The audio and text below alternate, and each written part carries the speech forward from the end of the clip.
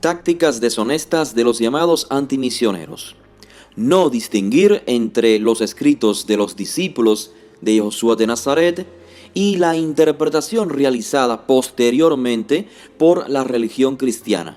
Interpretaciones desconocidas en muchos casos por los discípulos de Josué de Nazaret, autores de los escritos en cuestión.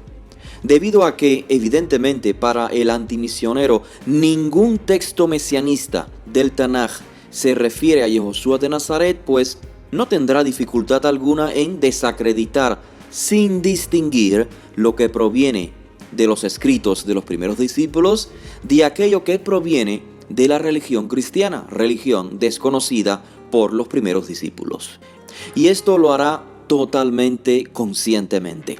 Por ejemplo, a la hora de explicar el por qué el antimisionero no concibe a Josué de Nazaret como el Mesías, en lugar de él acudir a alguna enseñanza de los primeros discípulos para contradecirla, acudirá a conceptos cristianos, conceptos desconocidos por los primeros discípulos.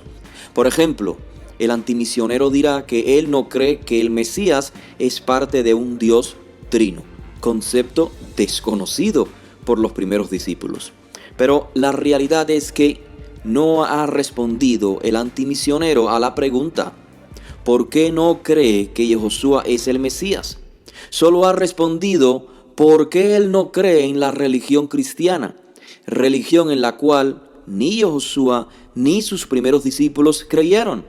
Así que su respuesta no lo diferencia mucho de la creencia de los primeros discípulos de Josué de Nazaret, que evidentemente no siguieron la religión cristiana, porque ni siquiera existía. Por otra parte, existen interpretaciones mesianistas judías rabínicas de épocas tempranas, registradas en el Talmud y en algunos Midrashim, y estas interpretaciones concuerdan con las interpretaciones registradas en los escritos de los primeros discípulos de Josué. Pero, claro, el antimisionero cegado intentará validar las interpretaciones judías posteriores, las interpretaciones judías medievales, por encima y en contraste a las interpretaciones judías tempranas, registradas en el Talmud y los Midrashim, que en muchos casos están en consonancia con las interpretaciones de los primeros discípulos de Josué. El antimisionero no tomará en consideración que muchos de los comentaristas judíos medievales realizaron sus comentarios no motivados por la verdad del texto de la Biblia, sino más bien como defensa ante la religión cristiana. El antimisionero no tomará en consideración que muchos comentarios judíos medievales se debieron a una oposición diametralmente en contra de la religión cristiana que los oprimía en aquellas épocas medievales. Por ello, generalmente, los argumentos de los antimisioneros se basan en un malentendido de la doctrina cristiana. Se basan en el uso de enseñanzas gentiles liberales opuestas a los escritos de los primeros discípulos.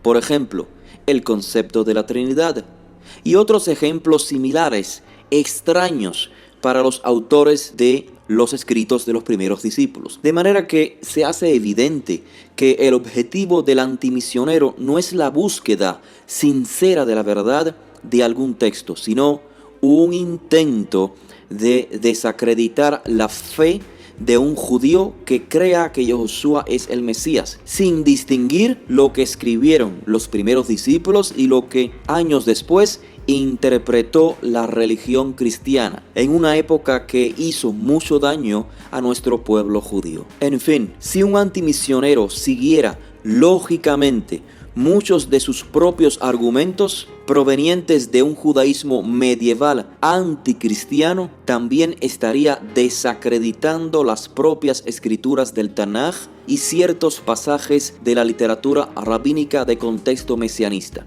a tal grado que concluiría diciendo que no hay Mesías.